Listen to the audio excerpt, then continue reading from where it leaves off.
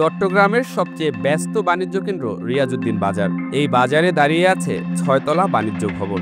নির্মাণের ৪০ থেকে ৫০ বছর পেরিয়ে যাওয়া এ ভবনের নেই চট্টগ্রাম উন্নয়ন কর্তৃপক্ষের অনুমোদন। ২০২৩ সালের নভেম্বরে ভবনটি ভেঙে ফেলার নির্দেশ দিলেও এখন পর্যন্ত তা বাস্তবায়ন হয়নি। ঝুঁকিপূর্ণ হিসেবে চিহ্নিত ভবনটিতে এখনও চলছে বাণিজ্যিক কার্যক্রম। তামাকুমুন্ডি লেনের ৩২ নম্বর বাণিজ্য ভবন দেখলে মনে হয় সময়ের ভারে নুয়ে পড়েছে। পিলার ও বিমে ফাটল, বয়সী গাঁথুনি আর চারপাশে ঝুলে থাকা বৈদ্যুতিক তার সবকিছুই যেন সতর্ক সংকেত দিচ্ছে। ৪ দশক আগে অনুমোদন ছাড়াই নির্মিত এই ভবনের মালিককে ২০২৩ সালের ১৩ নভেম্বর ভবন ভাঙতে নির্দেশ দেয় চট্টগ্রাম উন্নয়ন কর্তৃপক্ষ। বিষয়টি স্বীকার করে ভবন মালিক জানান, ভবনটি ভেঙে ফেলে নতুন করে নির্মাণ করতে চান তিনি। তবে ভাড়াটিয়া তথা কিছু দোকানদারের কারণে বিপাকে পড়েছেন তিনি।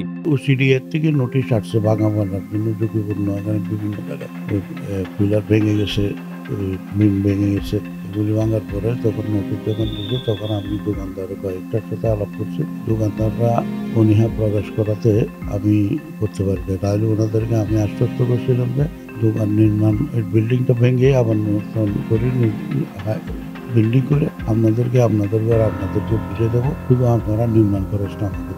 কিন্তু ওটা তো অনেকে মানে কিছু কিছু রাজি হয়েছে, কিছু কিছু রাজি হয় না, এই জন্য আমি ভাঙতে পারি না। এখানে সিটাঙে মনে করেন দোকান হলো সালামির দোকান, আমরা বিক্রি করছি সালামিতে, আমরা জমিদার ভাড়া পাই, ওনারাই মালিক। কিন্তু ওনারা যদি আবার কোনো দ্বিতীয় কাছে হস্তান্তর করে আমরা একটা ট্রান্সফার ফিস নিই। মালিক হলে কিন্তু দোকানদাররাই, আমি জমির মালিক, ওরা দোকান।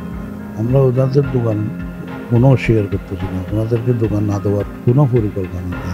দোকানটা ভাঙি সমস্যা ওনাদের বাঁধার কারণে, দোকানদার যদি ঘর খালি করি না তো মালপত্র নিয়ে খালি করি না তো আমি ভাঙতে পারতেছি না। তো এই জন্য এটা সিডিআই যদি সহযোগিতা করে তাহলে কাজটা ভেঙে পারতে পারে। আবার চট্টগ্রামের অনেক ভবনেই ঝুঁকিপূর্ণ, আর রিয়াজউদ্দিন বাজার তামাকুমুন্ডি লেনের ভবনগুলো মারাত্মক অগ্নিঝুঁকিতে আছে।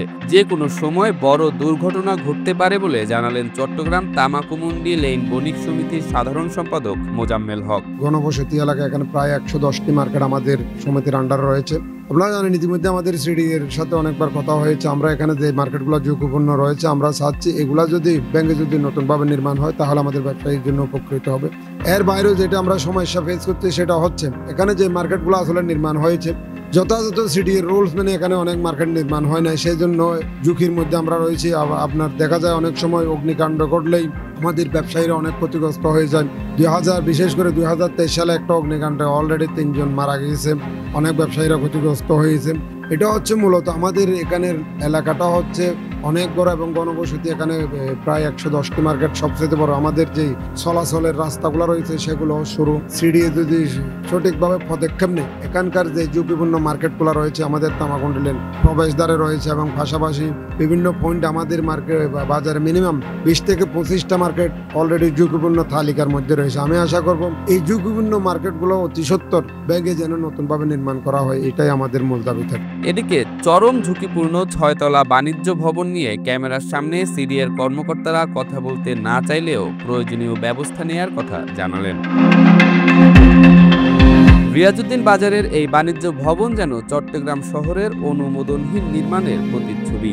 ভূমিকম্প হলে যার পরিণতি হতে পারে ভয়াবহ।